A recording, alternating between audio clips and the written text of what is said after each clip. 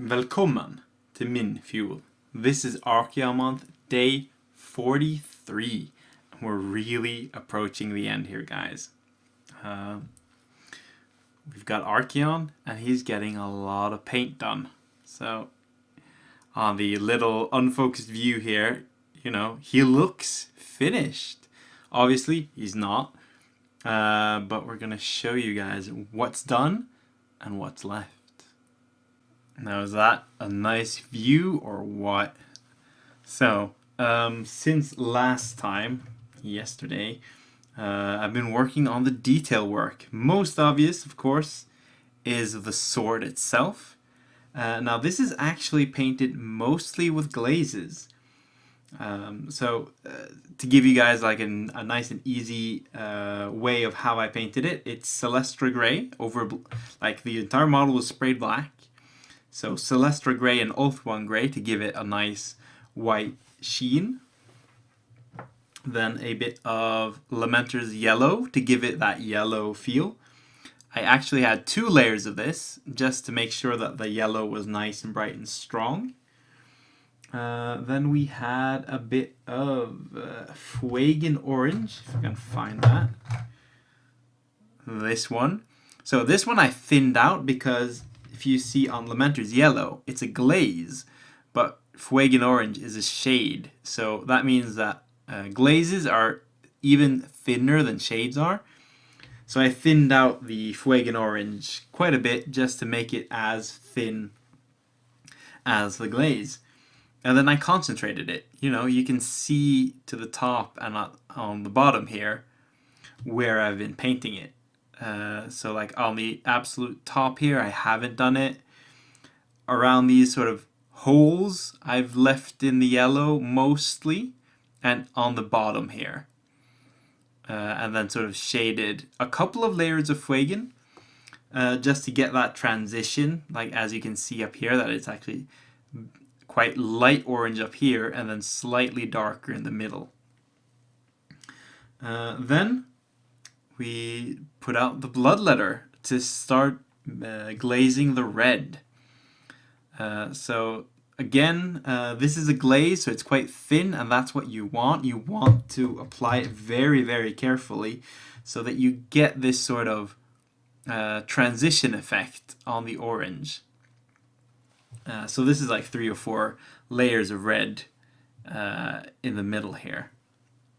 And the way that I've applied it all is like, when you paint flames, you actually have the lightest color inside, or where it's warmest, so in the middle of the flame, and darker out.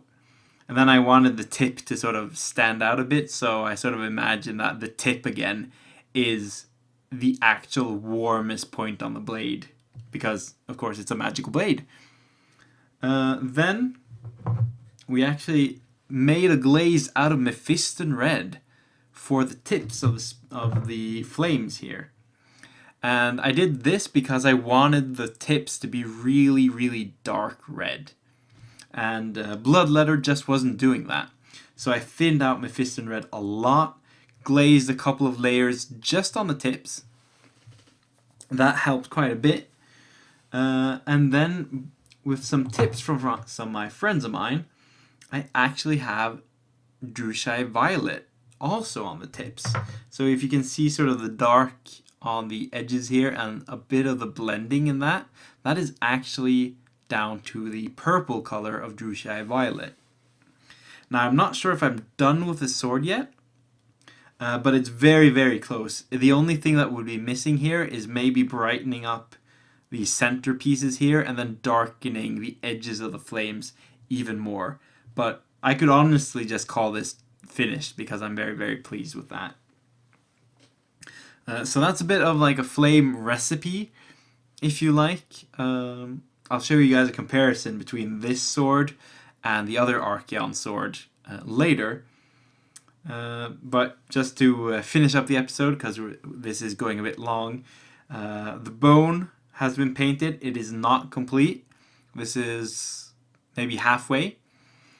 The leather straps, also not complete, still needs another highlight.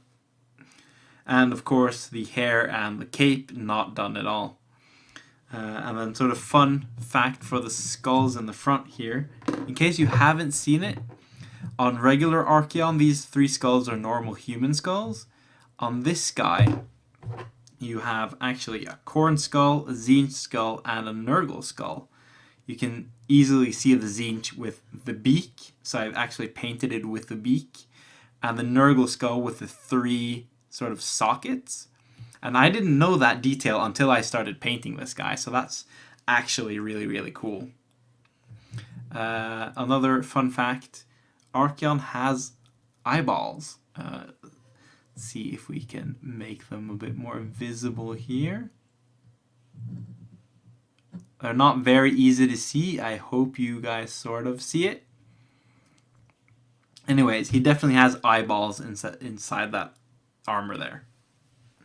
But I think we're gonna cut it here, guys. I hope you enjoyed the impromptu flame tutorial. The point of this isn't really to make like painting videos, or it is a painting video, but painting tutorials. There's a lot of them out there, and I can't really compete with like Warhammer TV and guys who actually win awards. Well, I do win awards occasionally, but like I can't compete with the top tier painters. So those are the guys you want to listen to. I just thought that the flame sword's really cool. I'm really pleased with the effect. I had a couple tips, so I thought I'd share it forward with you guys. So tune in tomorrow to see even more progress on him. But until then, ha det bra!